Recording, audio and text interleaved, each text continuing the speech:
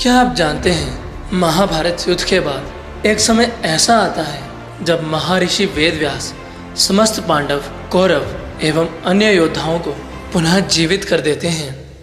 महाभारत ग्रंथ में इस घटना का वर्णन बड़े ही विस्तृत भाव से किया गया है। तो शुरू करने से पहले एक रिक्वेस्ट है, अगर इस चैनल पर नए हैं और अभी तक चैनल को सब्सक्राइब नहीं किया तो जल्दी से कर दो ना, और बेल आइकन दबाना ना भूलना, ताकि हर वीडियो की नोटिफिकेशन आप तक सबसे पहले पहुंचे। जय श्री कृष्ण दोस्तों, स्वागत है आपका आपके अपने YouTube चैनल। इस घटना का वर्णन महाभारत के आश्रमवासिक पर्व में इस प्रकार से है। वेदव्यास गांधारी से कहते हैं, गांधारी, आज तुम अपने पुत्रों, भाइयों और उनके मित्रों को देखोगी। कुंती कर्ण को देखेगी, सुभद्रा अभिमन्यु को, और द्रौपदी अपने पांचों पुत्रों, पिता और भाइयों को देखेगी। जब राजा धृतराष्ट्र ने, तुमने और कुंती ने भी मुझे इसके लिए प्रेरित किया था, उससे पहले से ही मेरे मन में ये मृत व्यक्तियों के दर्शन करवाने का निश्चय हो गया था। तुम्हें क्षत्रिय धर्म परायण होकर तदनुसार ही वीर गति को प्राप्त हुए उन महावीरों के लिए जरा भी शोक नहीं करना चाहिए। ये देवताओं का कार्य था और इसी रूप में अवश्य होने वाला था। इसीलिए सभी देवताओं के अंश इस पृथ्वी पर अवतीर्ण हुए थे। गंधर्व, अप्सरा, पिशाच, राक्षस, देवता, दानव तथा निर्मल देव ऋषिगण, ये सभी यहाँ अवतार लेकर कुरुक्षेत्र के सम्रांगण में वध को प्राप्त हुए हैं। महर्षि व्यास का यह वचन सुन सब लोग महान सिंहनाद करते हुए प्रसन्नता पूर्वक गंगा तट की ओर चल दिए। राजा धृतराष्ट्र अपने मंत्रियों, पांडवों, मुनिवरों तथा वहां आए हुए गंधर्वों के साथ गंगा के समीप गए। तत्पश्चात महातेजस्वी महामुनि वेदव्यास जी ने भागीरथ के पवित्र जल में प्रवेश करके पांडव तथा कौरव पक्ष के सभी योद्धाओं का आवाहन किया। पांडवों तथा कौरवों के पक्ष में जो नाना देशों के निवासी योद्धा बनकर आए थे, उन सब का वेदव्यास जी ने आवाहन किया। तदंतर जल के भीतर से कौरवों और पांडवों की सेनाओं का पहले जैसा ही भयंकर शब्द प्रकट होने लगा। फिर तो भीष्म, द्रोण आदि सब योद्धा अपनी सेनाओं के साथ उस जल से बाहर निकलने लगे। पुत्रों और सैकड़ों सैनिकों सहित विराट और द्रौपद जल से बाहर आए। द्रौपदी के पांचों पुत्र अभिमन्यु तथा राक्षस घटोत्कच, ये सभी जल से प्रकट होने लगे।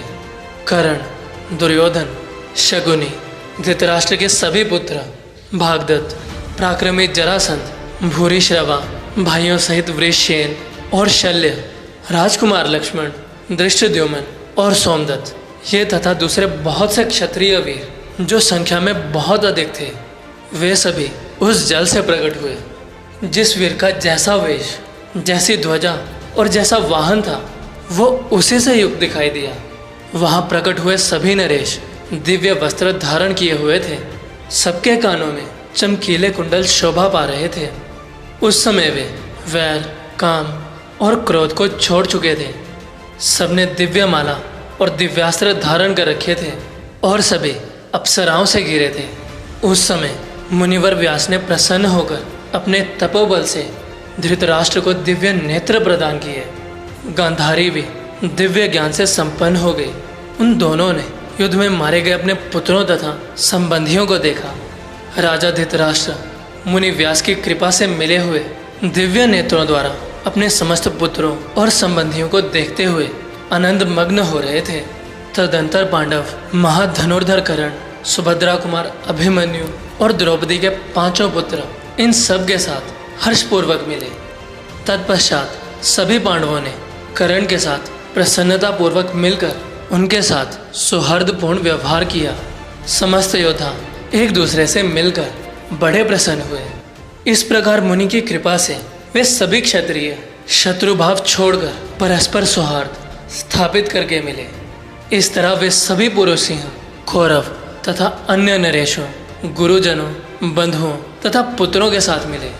सारी रात एक दूसरे के साथ घूमते फिरने के कारण उन सब के मन में बड़ी प्रसन्नता हुई। उन्हें वहाँ परम संतोष का अनुभव हुआ। एक दूसरे से मिलकर उन योद्धाओं के मन में भय, उद्वेग और उपयश को जरा भी स्थान नहीं मिला।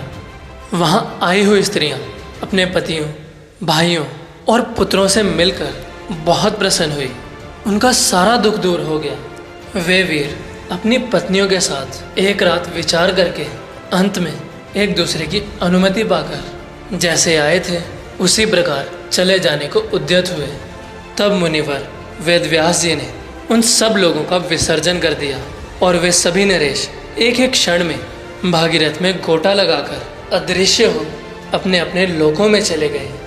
कोई देवलोक में गए, कुछ ब्रह्मलोक में, कुछ वरण लोक में पधारे। कितने ही नरेश भगवान सूर्य के लोक में चले गए, कितने ही राक्षसों और पिशाचों के लोक में, और कितने ही उत्तर कुरु में जा पहुँचे। इस प्रकार सबको विचित्र विचित्र गतियों की प्राप्ति हुई और वे महामना वहीं से देवताओं के साथ अपने अपने वाहनों और अनुचरों सहित आए थे।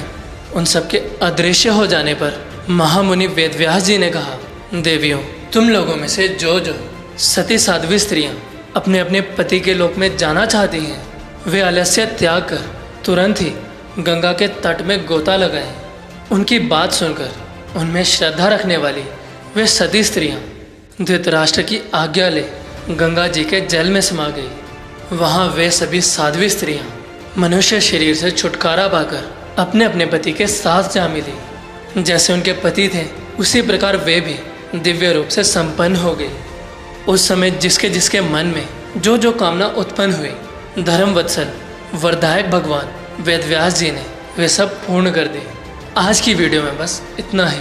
अगर वीडियो में बताई खास जानकारी पसंद आई होगी तो वीडियो को लाइक करें, शेयर करें और चैनल को सब्सक्राइब अवश्य करें।